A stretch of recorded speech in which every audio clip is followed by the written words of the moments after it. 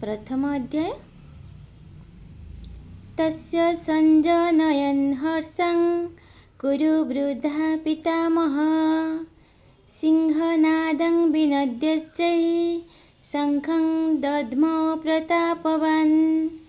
ततः शङ्खश्च भैर्यश्च पणवानकगमुखा सहसैवाभ्यहन्यन्त सशब्दस्तु मूढभवत्।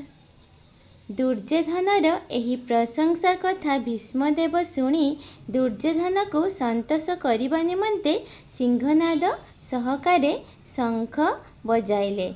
भीष्मंक शंखध्वनि शुणी अन्यान्य शंख भेरी मृदंग नागरा सिंगा हठात बाजिबाकू लागिला। से सबु शब्द समुद्र गर्जन परी शुणाजिबारु कौरव पक्षंक युद्ध घोषणा करागला।